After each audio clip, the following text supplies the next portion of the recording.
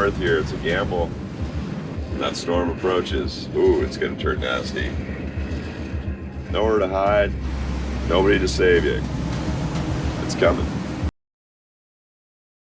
For over a decade, the Cornelia Marie was the essence of Deadliest Catch. It became famous as the vessel of the tough but cherished Captain Phil Harris, a man who dedicated his life to the ocean. When he passed, his sons, Josh and Jake, promised to continue his legacy, and fans supported them. However, in August 2022, everything changed. Unexpectedly, a buried court document appeared online. Initially, it seemed like just an old legal record.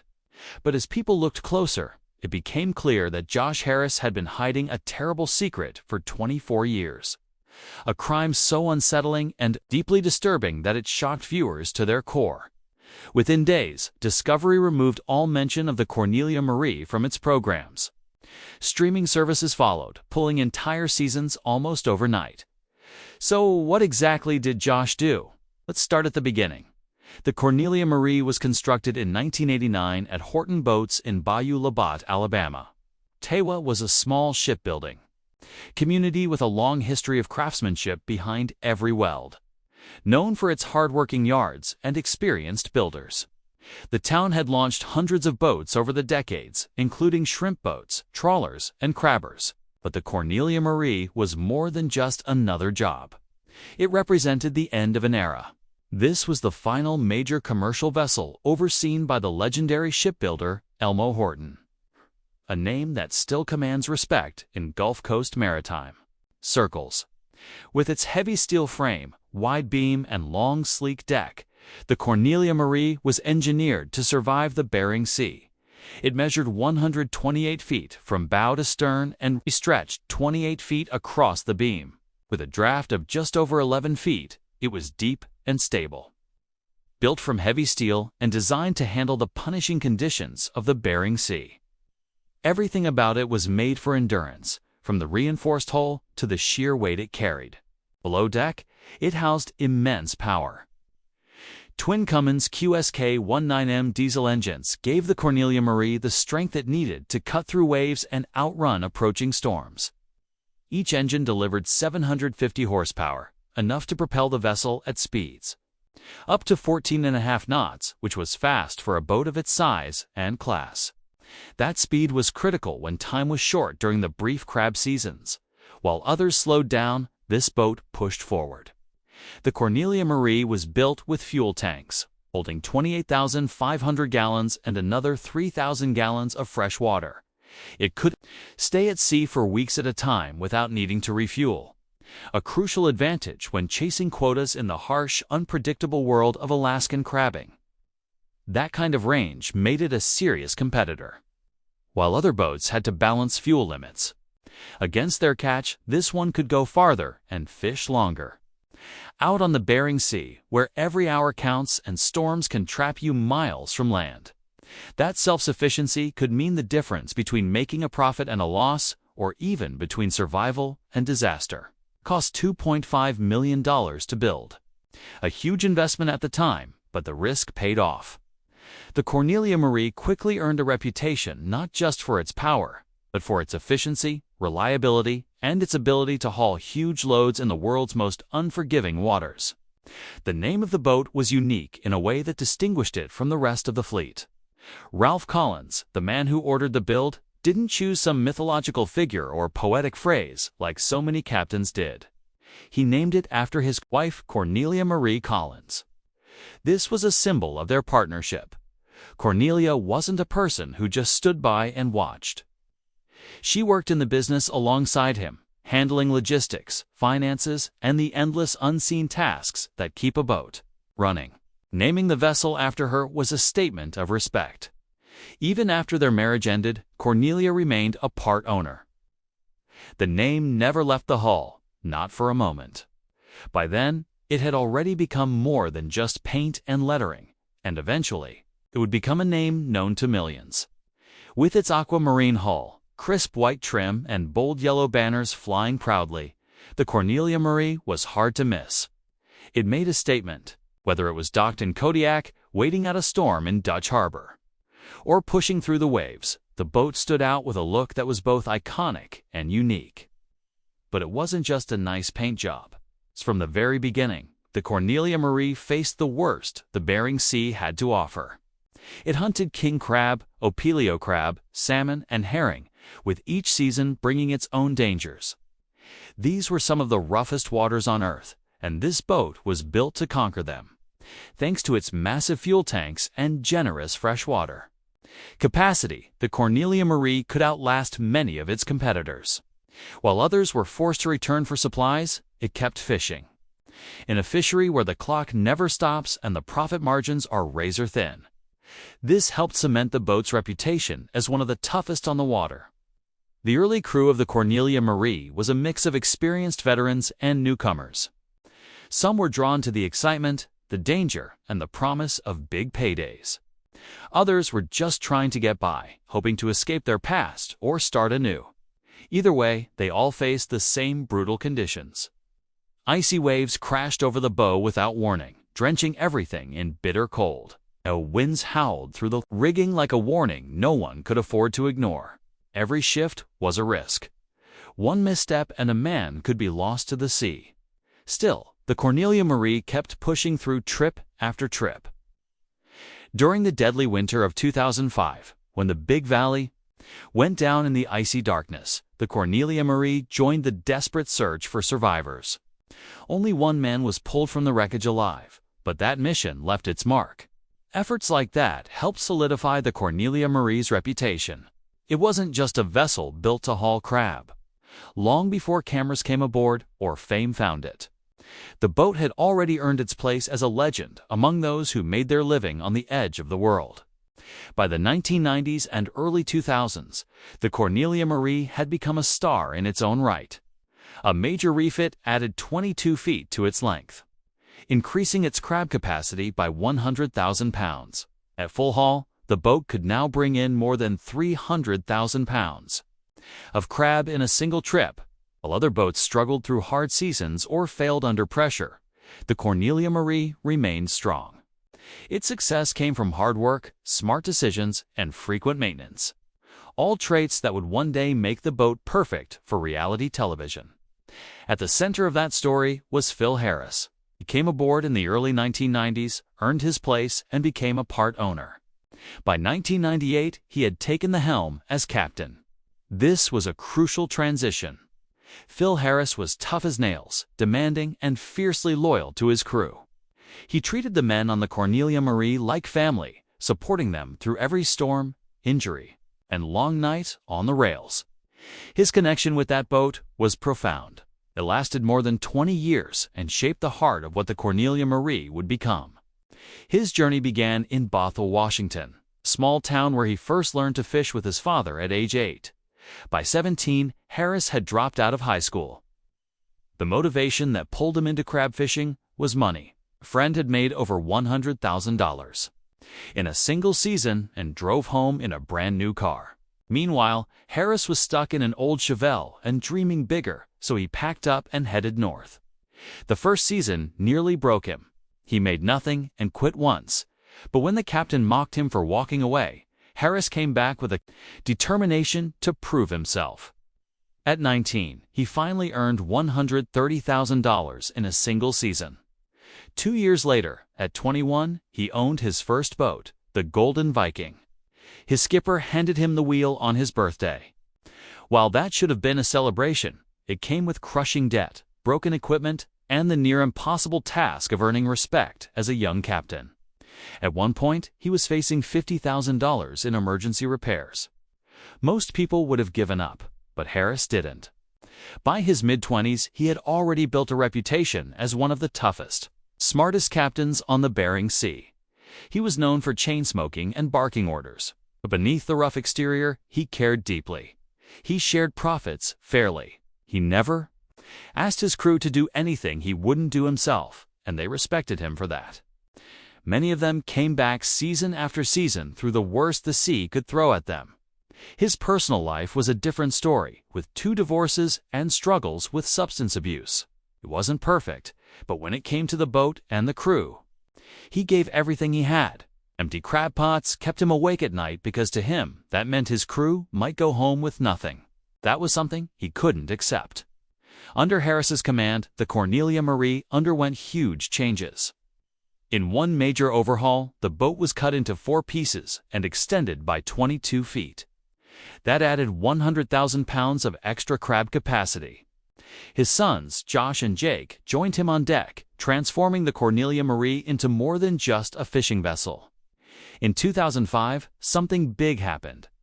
The Cornelia Marie became one of just 4 boats chosen for full coverage on Deadliest Catch in Season 2. Producers had a tough job. Over 250 boats were working the Bering Sea, and they only wanted the best. By the end, they had narrowed the list to about 89. The Cornelia Marie stood out because of its strong catches and because of Captain Phil Harris. Phil wasn't convinced at first. He didn't like the idea of cameras following his crew around. He worried that filming would get in the way, interfere with the workflow, or worse, capture something during a dangerous moment that should have stayed private. Discovery Channel wanted a reliable boat, but Phil wanted to protect his crew and keep the focus on fishing. Nonetheless, the timing was right. That year, the industry made a major shift.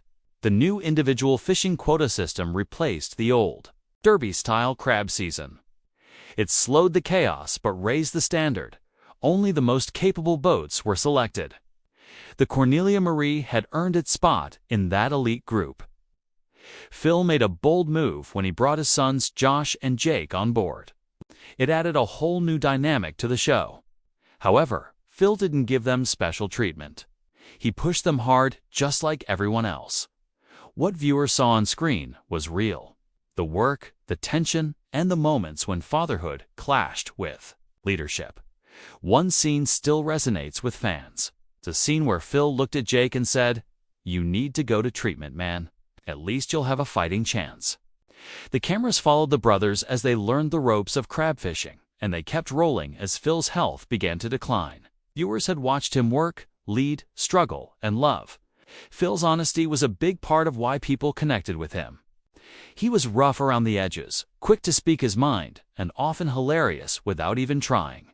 Who could forget lines like, "I feel like a one-legged man in an ass-kicking contest," or, "Now you know why lions eat their young." That humor helped him get through the hardest moments.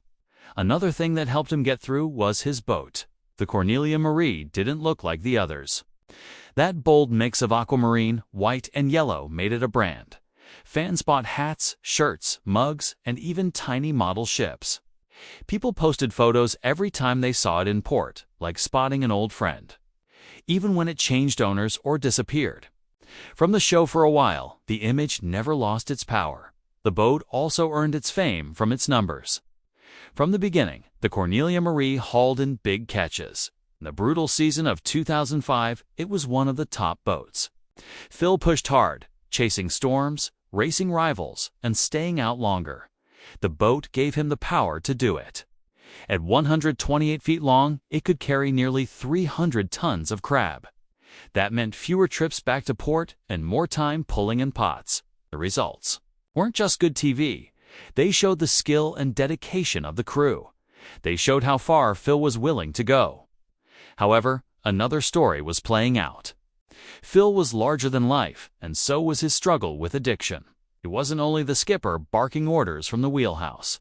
He was the man with a cigarette always burning between his fingers. The show captured everything. The chain smoking, the endless pots of coffee, and the Red Bull cans stacked like fuel cells. It looked like part of the character, but it was slowly killing him. In 2008, Phil suffered a pulmonary aneurysm at sea. That should have been the turning point. Doctors begged him to stop. His crew and his sons begged him, but Phil didn't quit. He didn't quit smoking, the drinks, or the stress. In 2010, at 53 years old, Phil had a massive stroke. Unfortunately, addiction ran through the Harris family like a curse. The moment everything changed. On January 29, 2010, the crew was offloading crab when Phil suddenly collapsed. It was a massive stroke. His crew jumped into action, radioing for help. EMTs rushed in. St. Paul Island was so remote that the nearest major hospital was hundreds of miles away. They stabilized Phil, arranged a medevac, and flew him to Anchorage. His sons and crew were left behind, stunned as Phil was flown away, fighting for his life. The cameras captured every moment, every frantic radio call. It raised tough questions. Should such pain be shown to the world? Phil couldn't say yes or no. Discovery worked closely with the family. The Harris boys gave their consent. They wanted people to see the truth, to honor their dad. But it was a choice that still makes people uneasy today. At first, it seemed like Phil might beat the odds. He squeezed hands. He spoke and joked. Doctors couldn't believe it. Most stroke patients take months to reach what Phil did in days. However, a sudden brain bleed changed everything. Phil's condition worsened. His sons and friends stayed by his side. There was nothing left to do but say goodbye. On February 9, 2010, Phil Harris was gone. His ashes were divided. Half were placed in a Harley-Davidson gas tank with his mother's remains. The rest were scattered at sea. The sea had always been his home. When the Deadliest Catch episode, Redemption Day, aired on July 20, 2010, 5.4 million people watched. It became one of the most watched episodes ever. Many said they cried right along with the Harris family. It wasn't just a show anymore. Phil Harris wasn't simply a captain. He became the heart of Deadliest Catch. Years after his death, fans still share his quotes online. They still wear shirts and hats with his sayings. His voice hasn't faded, and his spirit lives on. After Captain Phil Harris died in February 2010, his sons Josh and Jake faced a heartbreaking and nearly impossible task. They wanted to keep the Cornelia Marie in the family. However, they didn't have full ownership, and buying out the other stakeholders would cost more money than they could have imagined. The boat also required serious repairs, making things even more difficult. The brothers repeatedly attempted to secure loans. However, no one believed in them. Banks and investors saw them as too young, too inexperienced, and too risky. In addition, there were family tensions. Cornelia Marie Devlin, the woman the boat was named after, and Phil's former business partner, owned a big stake. She didn't always see eye to eye with the Harris brothers. Negotiations were tense. For years, Josh and Jake fought to save their father's legacy. They had to prove themselves to their crew, the fishing community, and millions of viewers. It sometimes felt like they might never succeed.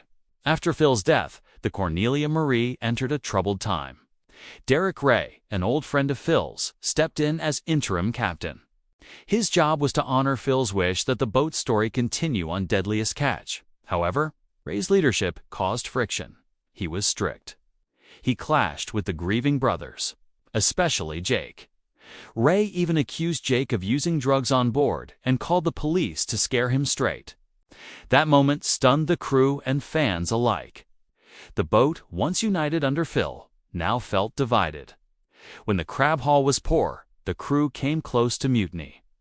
They blamed Ray for not finding crab and for his harsh style. This period became one of the most painful and dramatic chapters in the Cornelia Marie's history.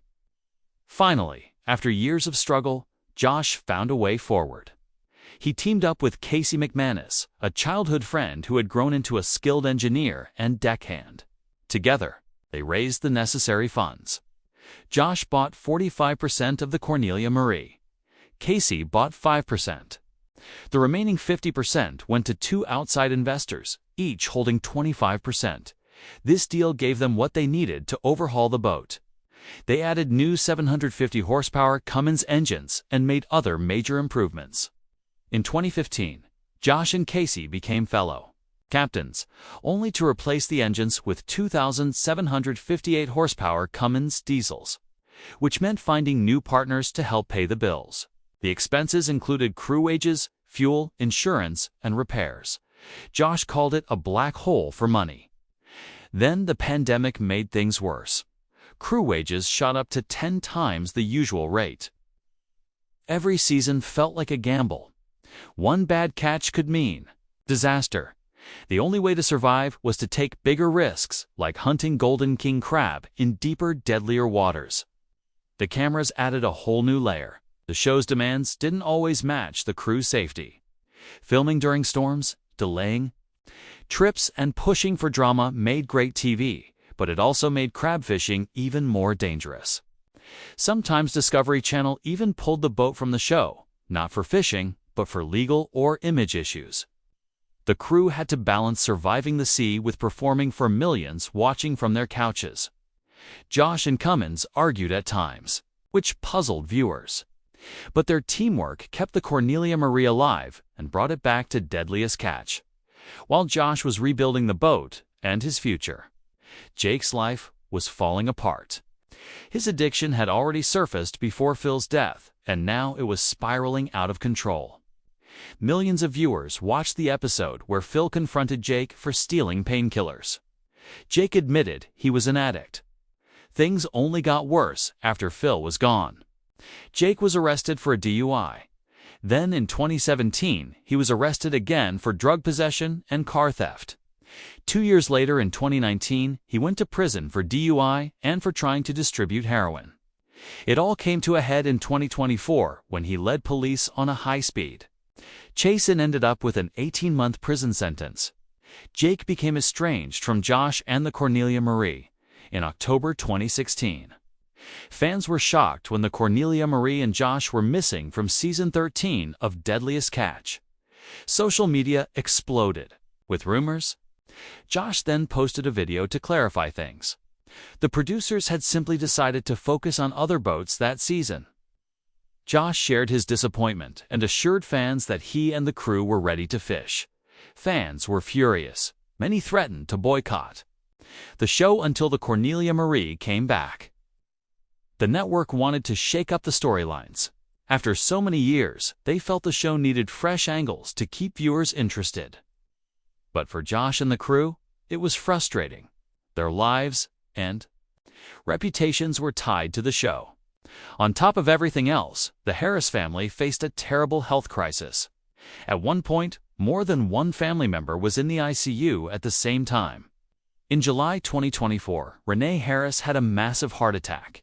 She needed a double bypass, spent a week in intensive care, and was on life support for days. Her heart stopped 4 times. Other family members struggled with strokes, brain bleeds, and medical emergencies. The stress was crushing, so they had to focus on survival instead of fishing or filming. Fans rallied around them, sent money, and messages of support. Adding to the heartbreak was the loss of Captain Grant Harris, Josh's grandfather. After losing Phil, this second loss hit Josh hard. The pressure of living up to 2 generations of captains while facing his own battles weighed heavily on Josh. He has been open about his struggles with depression and anxiety, but those losses also fueled his drive. So he chose to honor his father and grandfather by keeping the Cornelia Marie's story alive. Through it all, the crew who filmed Deadliest Catch became more than just camera operators. They became like family. They faced the same freezing winds, dangerous seas, and sleepless nights. They saw the Harris family's most private moments, the grief, the victories, the heartbreak. Sometimes they had to step back during deeply personal times, but often they shared the chores, the meals, and even the tensions. When the Cornelia Marie returned in Season 14 of Deadliest Catch, fans felt a burst of energy. After disappearing in 2017, the boat's absence left many viewers heartbroken. When Discovery announced its return for the 2018 season, excitement exploded. Social media was flooded with posts, memes, and even petitions begging the network to keep the boat in the lineup. Ratings soared as viewers tuned in to see Josh Harris and Casey McManus at the helm. Fans wanted to see if the new generation could honor Phil's legacy. The joy and relief were clear. The Cornelia Marie was part of the show's soul, and its comeback felt like getting a piece of that soul back. In 2020, the Harris story took a surprising new turn with the launch of Deadliest Catch, Bloodline.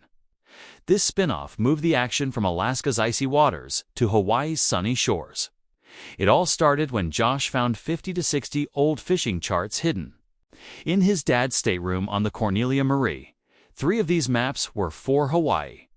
filled with strange notes and marked fishing spots. Josh, determined to follow his father's clues, teamed up with Casey and a local fisherman named Jeff Silva. Together, they chased the secrets hidden in Phil's maps. They weren't just after big fish like ahi tuna, worth as much as $2,000 each. They were uncovering a hidden part of Phil's past. Bloodline mixed fishing with a personal quest. As the Cornelia Marie continued to sail, leadership changes slowly became apparent. Casey McManus began taking charge more and more. While Josh faced personal and legal troubles, Casey stepped up to the challenge. By season 14, fans noticed Casey taking charge of the boat's operations and making key decisions.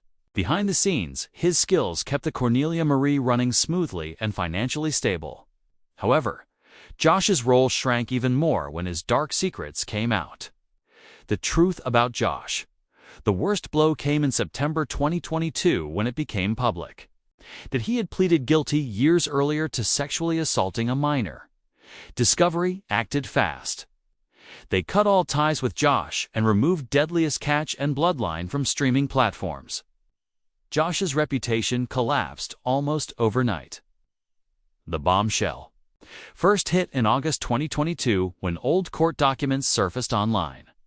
Fans were stunned to learn that in 1998, Josh, then 15, had sexually assaulted a 4-year-old family friend's daughter. The case details were horrifying. DNA delays meant charges didn't come until the following year. In 1999, Josh pleaded guilty to a lesser charge and served 9 months in jail. He also had to complete 2 years of treatment. Many felt the punishment was far too light given the crime. For more than 2 decades, this dark past stayed hidden. When the truth finally came out, fans were angry and betrayed, wondering how such a serious crime had been overlooked. Discovery moved quickly once the news broke.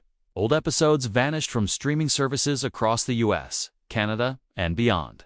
Even promotional posts and tweets disappeared. The network wanted no link to the scandal. Fans had mixed feelings. Some praised Discovery's swift action, while others mourned the loss of the Cornelia Marie from their screens. Casey McManus, though innocent in all of this, also paid a price.